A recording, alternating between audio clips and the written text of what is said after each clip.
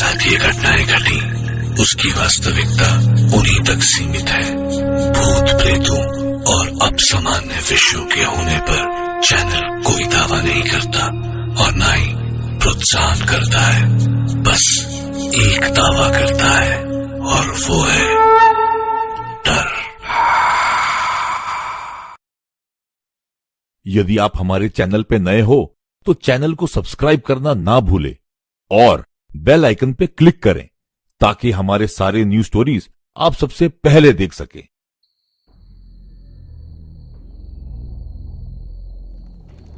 वाह, क्या बात है। मुझे डिग्री मिलकर 3 साल हो गए पर अब तक ढंग की नौकरी नहीं मिली। और तुम्हें देखो, इतना अच्छा जॉब होने के बाद भी उसे छोड़ने की बात कर रहे हो। तू नहीं समझेगा अनूप, ये नौकरी होकर भी किसी काम की नहीं। हर रोज वही 8 से 5 ऑफिस में लटके रहो, रोज बॉस की डांट खाओ और महीना भर मजदूरी करके महीने के अंत में सैलरी के आने का इंतजार करो। ये भी कोई जिंदगी है? रोज वही वही। मैं बोर हो गया हूं अपनी जिंदगी से। दोनों बातें करते हुए नदी के किनारे से होकर अपने अपने घर की ओर जाने लगे। नदी किनारे लगकर शमशान घाट था। संजीव और अनूप अक्सर इस नदी किनारे वाले शमशान घाट से ही होकर जाते थे क्योंकि इस रास्ते में दोनों का घर नजदीक था।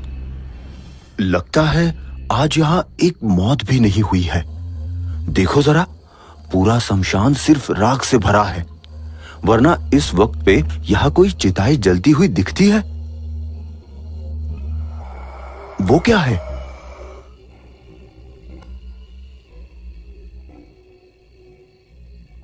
संजीव और अनूप उस चिता की ओर बढ़े।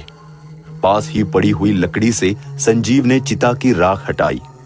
उन्होंने देखा कि राख में चमकती हुई चीज एक अंगूठी थी। संजीव ने काफी बारीकी से उस अंगूठी को देखा। अरे रे, ये क्या कर रहे हो? मेरी दादी कहती थी, अगर तुम किसी मरे हुए इंसान की चीज अपने पास रखोगे तो उसकी आत्मा तुम्हें परेशान करेगी। इसे वापस रख दो। संजीव अनूप की बातों को नजरअंदाज करते हुए लकड़ी से उस राख में दोबारा कुछ ढूंढने लगा और उसे वहां से फिर से एक और सोने की बाली मिली।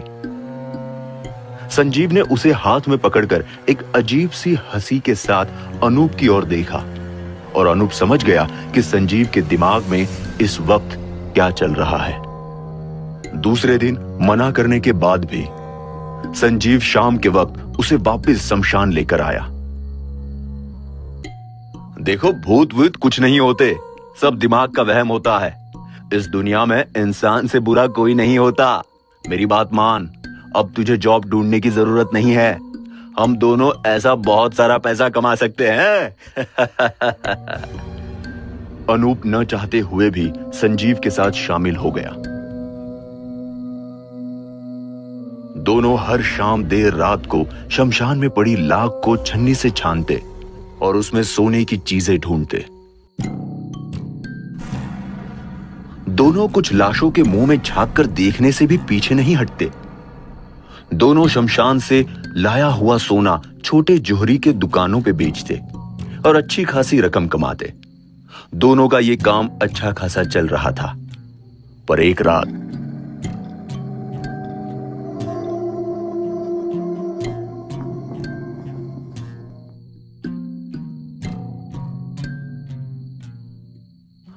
आज तो बहुत सारी चिताएं जल रही है। तभी उसकी नजर एक चिता पर गई जो पूरी तरह से बुझ चुकी थी, पर वो लाश नहीं जली थी। ये लाश तो आधी जली हुई है, पर सारी लकड़ियां तो जलकर राख हो चुकी है। तो फिर ये लाश जली कैसे नहीं? जरा देखो तो, इसका बदन मानो मौत से पहले ही सड़ चुका हो। इसके सर पे तो सींग जैसा भी कुछ है। ये तो बहुत ही डरावनी लाश है। उस लाश को देखकर डर के मारे अनूप को पसीना आ रहा था। तभी संजीव उस लाश के पास गया। इसके बदन पर तो कोई सोने की चीज नहीं है। कोई बात नहीं, इसके मुंह में जरूर कुछ होगा। संजीव ने उसका मुंह खोलने की कोशिश की, पर नहीं खुला। उसने अनूप से कहा कि वो कोशिश करे, पर अनूप उस लाश को देखकर बहुत डरा हुआ था, इसलिए उसने मना कर दिया। संजीव ने बिना सोचे समझे उसके सीने पर पैर रखा और अपनी पूरी ताकत लगाकर उसका जबड़ा खोलने की कोशिश की। उसकी कोशिश कामयाब हुई। संजीव उस लाश के मुंह में हाथ डालकर देखने लगा और तभी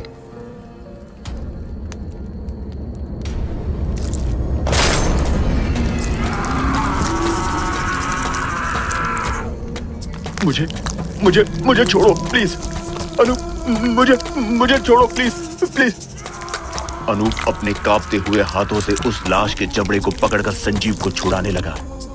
बड़ी मुश्किल से संजीव का हाथ छूटा और दोनों भागकर घर लौटे। मगर इन सब में संजीव का हाथ बुरी तरह से घायल हो चुका था।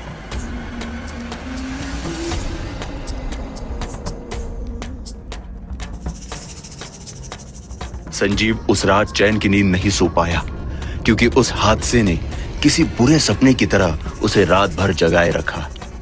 अगली सुबह संजीव मुंह धोने के लिए बाथरूम गया तो उसने देखा कि उसका जख्मी हाथ बुरी तरह से सड़ चुका था। संजीव ने अनूप को फोन करके अपने घर बुलाया। मैंने तुम्हें पहले से ही कहा था कि ये सब नहीं करते हैं, पर तुमने मेरी बात ही नहीं मानी। अब देखो क्या हो गया। और तुम्हारा हाथ ये कोई मामूली जख्म नहीं है। मुझे बहुत डर लग रहा है। सुनो, देखो मुझे ये सब पता है, पर अब मैं करूं क्या, तुम ही बताओ। संजीव अनूप से बात कर रहा था, तभी अचानक से संजीव का नाखून अनूप के हाथ में चुभ गया। अनूप दर्द से चिल्ला उठा। संजीव ने उससे माफी मांगते हुए कहा, तुम जाओ अनूप, मुझे भगवान अपनी गलतियों की सजा दे रहा है। तुम यहां से चले जाओ, तुम यहां से जाओ। ये कहते हुए संजीव ने अनूप को घर से बाहर निकाल दिया। संजीव अब हर रोज खुद को बदलते हुए देखने लगा। धीरे धीरे उसके सारे बाल झड़ने लगे और एक सुबह उसने देखा कि उसके सिर पर सींग उग आए हैं। अनूप को सपने में संजीव अपने सड़े हुए बदन के साथ दिखता है। अनूप, इस श्राप ने मुझे खत्म कर दिया, पर यह तुझे भी नहीं छोड़ेगा। अब तुम्हारी बारी।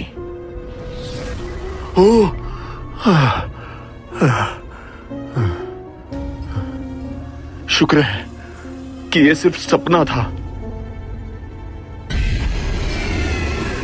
ये कहते हुए उसने अपना हाथ देखा जहां संजीव का नाखून लगा था। वो जगह भी अब संजीव के हाथ की तरह ही सड़ चुकी थी। अनूप अपने हाथ को देखकर जोर से चीख पड़ा। इससे पहले ही वो कुछ समझ पाता, उसे एक कॉल आया। हेलो, कौन? क्या संजीव नहीं रहा?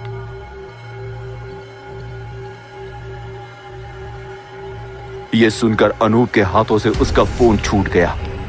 अनूप को अपनी हर गलती याद आ रही थी, पर उसके पास अफसोस करने के अलावा और कोई चारा ही नहीं था। अनूप अपना सिर पकड़कर रोता रहा।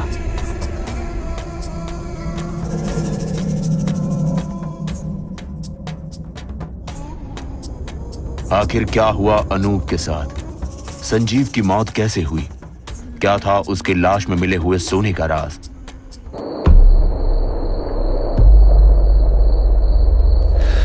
अरे बाप रे, क्या ठंड है।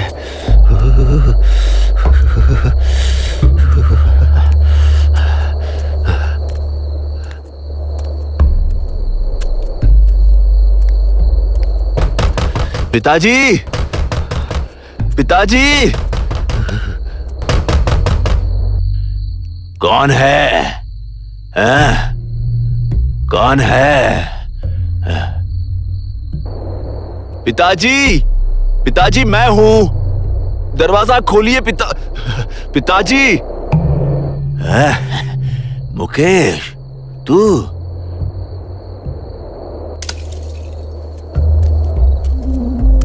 आ गया बेटा। रुक जा। जी पिताजी, मैं आ गया हूं। दरवाजा खोलिए, बाहर बहुत ठंड है। जल्दी दरवाजा खोलिए।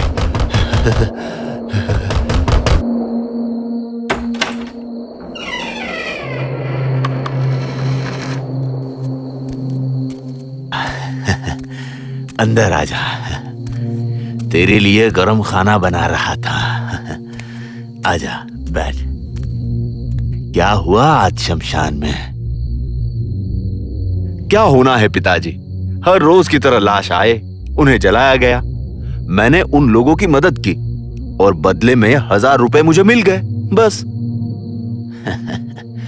चल कोई बात नहीं, घर के पास शमशान होने का एक फायदा तो होता ही है, हमें काम मिल जाता है।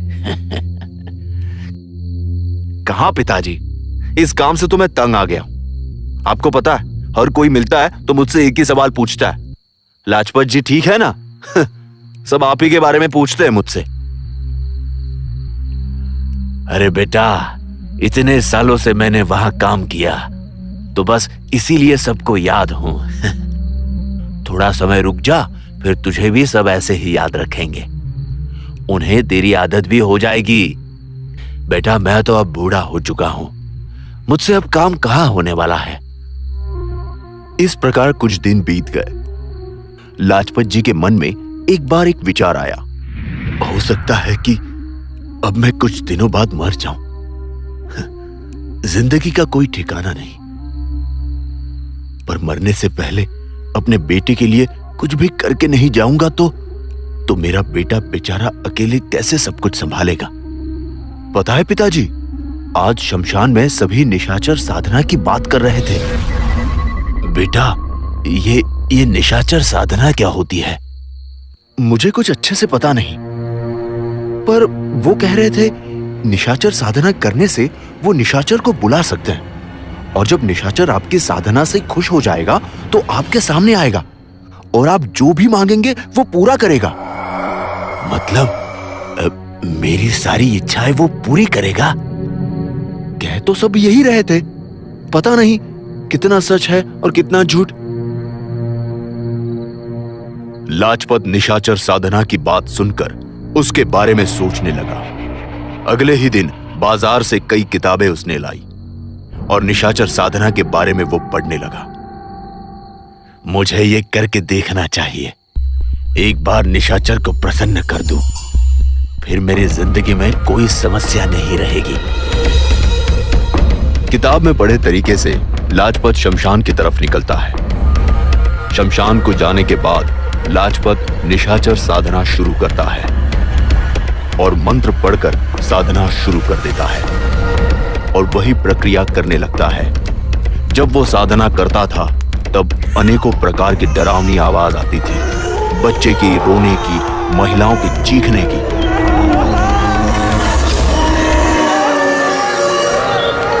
एक रात एक अघोरी लाजपत को शमशान में देख लेता है।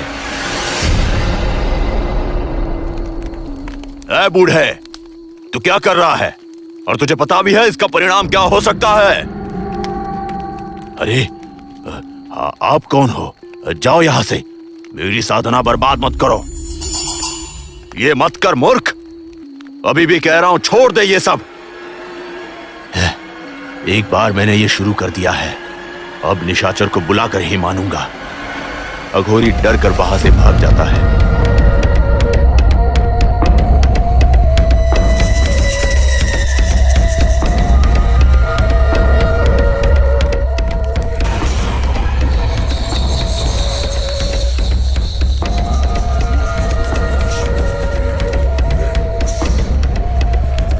साधना के 11 दिन बाद लाजपत को निशाचर दिखना शुरू हो जाता है और अचानक से लाजपत के सामने निशाचर आ जाता है। कौन हो तुम? किसने मुझे यहाँ बुलाया है? मैं उसे खत्म कर दूंगा। चला जा, यहाँ से अभी भाग जा। लाजपत निशाचर से डरता नहीं है। मैंने तुम्हें बुलाया है। मैं चाहता हूं तुम मेरी कुछ इच्छाएं पूरी कर दो। चल जा, यहां से नहीं तो अच्छा नहीं होगा तेरे लिए। ये ले निशाचर, ये मेरा खून है, तो इसे पी ले और शांत हो जा। ले। इतना कहकर लाजपत खून जमीन पर गिरा देता है। निशाचर खून देखकर लाजपत का खून पीने जाता है और खून पीते ही लाजपत के वश में आ जाता है। बोलो, क्या चाहते हो? तुम मेरी इच्छाएं पूरी करूं? मैं तुम्हारी इच्छा पूरी करूंगा, मगर उसके बदले में तुम्हें कुछ खास चीज मुझे देनी होगी। तुम मेरा जो भी चाहे वो ले सकते हो, मगर मेरी इच्छा पूरी कर दो। बताओ, तुम्हारी क्या इच्छा है? मैं चाहता हूं मेरे पास बहुत सारा धन, सोना और जेवरात आ जाए। ठीक है, जाओ, तुम्हारी इच्छा पूरी होगी। अपने घर के पास वाली जमीन कल रात खोदना शुरू कर देना। उसी जमीन में तुम्हें वो सारी चीजें मिलेगी जो तुम्हारी इच्छा है। ये सुनकर लाजपत खुश हो जाता है और घर जाता है।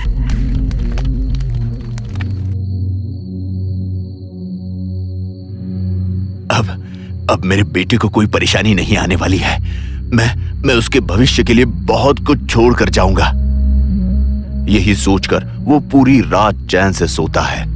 अगले दिन भी वो बहुत खुश होता है और आधी रात में अपने घर के पास वाली जमीन खोदना शुरू कर देता है।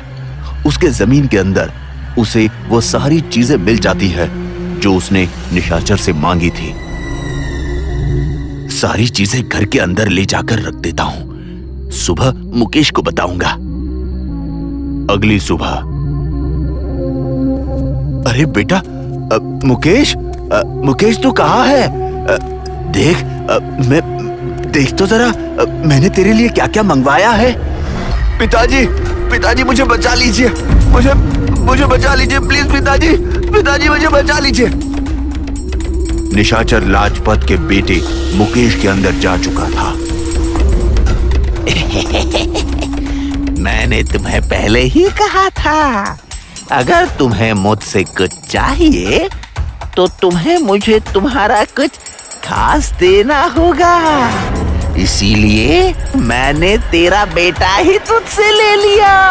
छोड़ दे मेरे बेटे को छोड़ दे। निशाचर लाजपत की बात नहीं सुनता है। बेटा, मैं आ रहा हूं तुझे बचाने। मैं तुझे बचाने आ रहा हूं, रुक जा। बेटा, मैं आ रहा हूं तुझे बचाने। मैं तुझे बचाने आ रहा हूं, रुक जा। लाजपत अपने बेटे को बचाने के चक्कर में खुद भी कुएं में कूद जाता है। लाजपत और उसके बेटे मुकेश दोनों की मृत्यु उस कुएं में डूबने से हो जाती है। अपनी मूर्खता की वजह से लाजपत खुद की और अपने बेटे की जान गंवा बैठता है।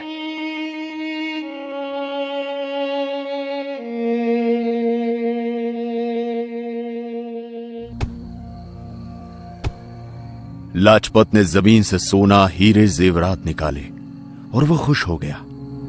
लेकिन उसे पता नहीं था कि घनी झाड़ियों में छिपकर उसे कोई देख रहा है। उसी समय जंगल से गुजरता वही अघोरी ये सब देख रहा था। इतना सोना देखकर तो उसकी आंखें फटी की फटी रह गई। अरे बाप रे, इतना सारा सोना और वो भी इस निकम्मे के भाग में। हे भगवान, मैंने ऐसे कौन से पाप किए हैं कि सुबह से रात तक मारा मारा घूमता रहता हूं और इस अनाड़ी पर अचानक इतनी कृपा करते हो। खुद को कोसता हुआ अघोरी लाजपत के पीछे जाने का फैसला करता है। आगे लाजपत का घर। निशाचर ने मुकेश पर किया काबू और कुएं में गिरकर हुई दोनों की दर्दनाक मौत वो अपनी आंखों से देखता है। दोनों लाशें अब पानी में तैर रही है, बिना किसी हरकत के। अघोरी के मन में ख्याल आता है कि कहा था इस मूर्ख को कि निशाचर को मत बुलाना, अब भुगत रहा है अपने कर्मों का फल। अघोरी सोचता है कि उस बाहर निकले सोने का मालिक तो अब कोई है ही नहीं, और जबकि बस अघोरी ही इस बात को जानता है तो वो ही इस सोने का मालिक हुआ ना। ये सोचकर अघोरी उस खजाने के पास चला जाता है। जिंदगी भर भगवान का तप करने का फल आज मिल रहा है। इतना सारा धन, हे भगवान तेरी कृपा तो अपरंपार है। अब बस इससे पहले कोई ये देख ले, इससे अपनी कुटिया के पास छुपा देता हूं। कल से तो अमीरों की जिंदगी जी पाऊंगा मैं। कुटिया के पास गाड़कर अघोरी अब सोने जाता है, लेकिन मरते हुए लाजपत की आखिरी बात तो उसने सुनी ही नहीं थी।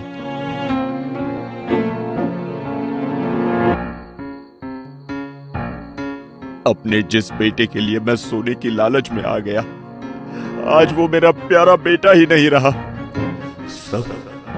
सब उस सोने की वजह से हुआ है। मैं श्राप देता हूं उस सोने को। जो भी लालच में उसे हाथ लगाएगा वो कभी चैन से जी नहीं पाएगा, जी नहीं पाएगा।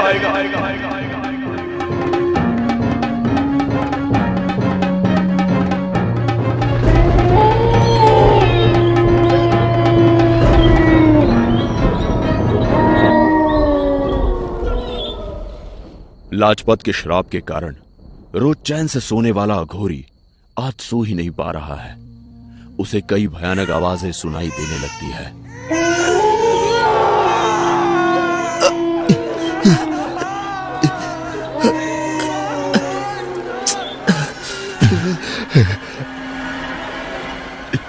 ये कौन सा सपना देख लिया मैंने? कहीं उस सोने के कारण तो ये नहीं हो रहा। कल ही कुछ सोना लेकर बेच देता हूं और किसी दूसरे गांव जाकर नई जिंदगी शुरू करता हूं। हाँ, ये सही रहेगा। जब पैसों की जरूरत हो तो वापस आकर कुछ सोना और निकाल लूंगा। अब वो पुराना अघोरी नहीं रहा। दूसरे गांव में जाकर अपने लिबास के साथ साथ उसने अपना नाम भी बदल दिया है। अघोरी को अब सारे लोग हरिहर जी के नाम से जानते हैं। हरिहर अब जमींदार हो गया है। खेत, छोटी सी हवेली, नौकर चाकर सब है अब उसके पास। अरे किशन, वो बाजरे की गाड़ी कल तैयार रखना, और सुनो, बाजार ले जाओ और अपने हमेशा वाले मुकादम को बेच दो, ठीक है? जी मालिक। हरिहर के पास अब सब कुछ है, बस कुछ नहीं है तो वो है चैन की नींद।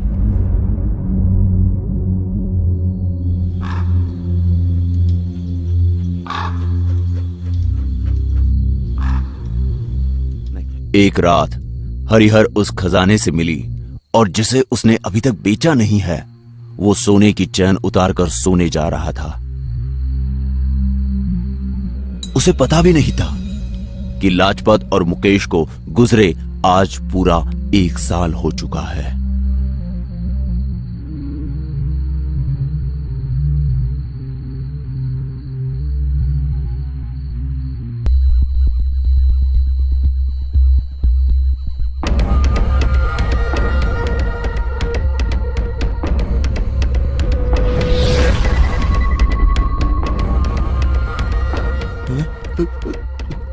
ये क्या हुआ? ये सब क्या है? शायद ये सब कुछ उस सोने की वजह से तो नहीं हो रहा। उस गवार को निशाचर के बारे में मैंने ही चेतावनी दी थी, और अब मैं ही उस शैतानी ताकत के चुंगल में फंस गया। अब मैं क्या करूं? मैंने कहा किसी का धन चुराया था, जिसका कोई मालिक ही नहीं बचा था, उसे ही तो बस अपने पास रखा मैंने। फिर ये किस पाप की सजा है? जो भी उसे लालच भरे वो कभी चैन से जी नहीं पाएगा, जी नहीं पाएगा।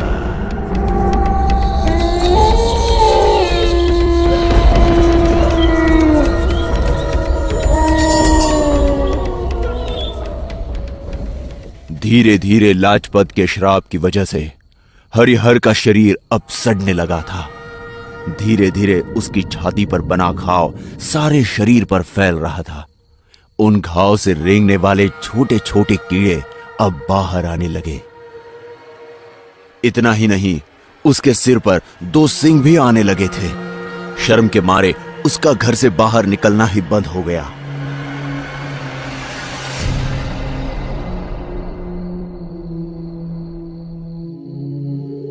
मालिक, मालिक,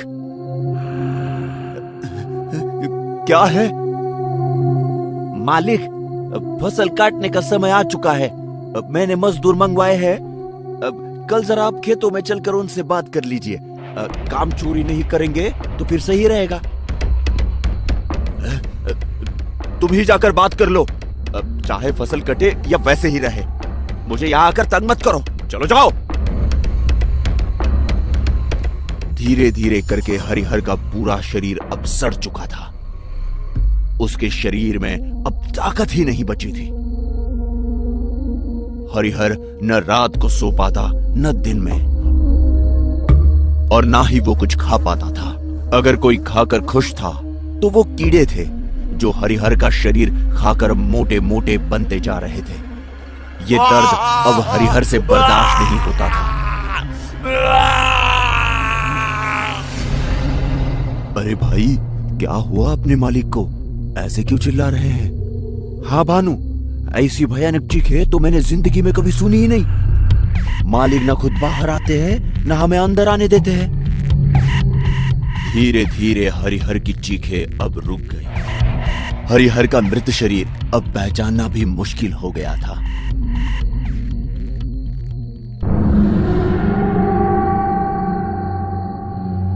हरिहर की लाश से उसके नौकर भी अब डरने लगे थे, लेकिन मालिक का अंतिम संस्कार करना उन्हें अपने जिम्मेदारी लगी। हरिहर का शरीर शमशान के भयानक माहौल में और अमावस की अंधेरी रात में अब अकेले ही जल रहा था। फिर दूसरे ही दिन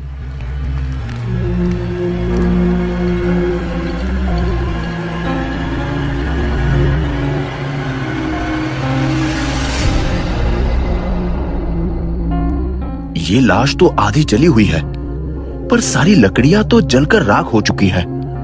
तो फिर ये लाश जली कैसे नहीं? जरा देखो तो, इसका बदन मानो मौत से पहले ही सड़ चुका हो।